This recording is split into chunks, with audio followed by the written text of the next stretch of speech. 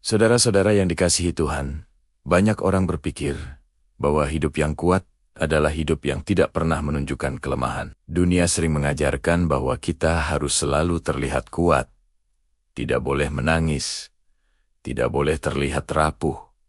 Namun firman Tuhan justru mengajarkan hal yang berbeda. Dalam Alkitab kita menemukan bahwa Tuhan sering bekerja justru melalui kelemahan manusia. Ketika kita merasa tidak mampu, ketika kita merasa tidak sanggup lagi, disitulah Tuhan menunjukkan kuasa-Nya. Renungan hari ini mengingatkan kita bahwa kelemahan bukanlah akhir dari segalanya. Kelemahan bisa menjadi tempat di mana Tuhan menyatakan kuasa-Nya dalam hidup kita. Tema renungan kita hari ini, kekuatan Tuhan dalam kelemahan kita. Sebelum kita melanjutkan renungan ini, mari kita datang pada Tuhan dalam doa. Tuhan Yesus yang penuh kasih, kami datang kepadamu dengan hati yang terbuka. Kami memohon Roh Kudus menuntun kami saat kami merenungkan firman-Mu. Bukalah pikiran dan hati kami agar firman-Mu menjadi kekuatan bagi kehidupan kami. Amin. 2 Korintus 12 ayat 9. Cukuplah kasih karuniaku bagimu, sebab justru dalam kelemahanlah kuasaku menjadi sempurna. Ayat ini ditulis oleh Rasul Paulus ketika ia mengalami pergumulan berat yang ia sebut sebagai duri dalam daging. Paulus bahkan berdoa 3 kali agar Tuhan mengambil penderitaan itu darinya. Namun, Tuhan tidak langsung menghilangkannya. Sebaliknya, Tuhan berkata bahwa kasih karunia-Nya cukup. Artinya, Tuhan memberi kekuatan untuk menghadapi pergumulan tersebut. Kata kasih karunia berasal dari bahasa Yunani keris, yang berarti anugerah Tuhan yang diberikan meskipun kita tidak layak untuk menerimanya. Sedangkan kata kuasa berasal dari kata dunamis, yang berarti kekuatan ilahi yang aktif bekerja. Pesan dalam ayat tersebut jelas.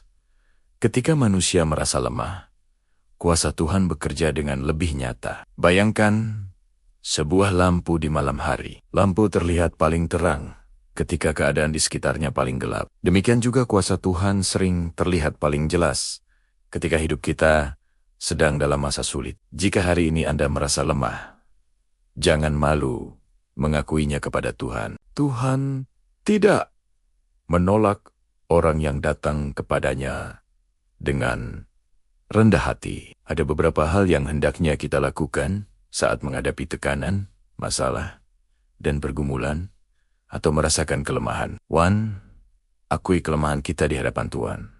2. Berdoa, meminta kekuatan dari Tuhan. 3. Percaya bahwa Tuhan bekerja dalam setiap keadaan. Ada seorang anak kecil berkata kepada ayahnya, "Ayah, saya kuat sekali." Ayahnya bertanya, "Kuat apa?" Anak itu menjawab, "Kuat menghabiskan es krim." Kadang kita merasa kuat dalam hal-hal kecil, tetapi kehidupan mengingatkan kita bahwa kita tetap membutuhkan Tuhan.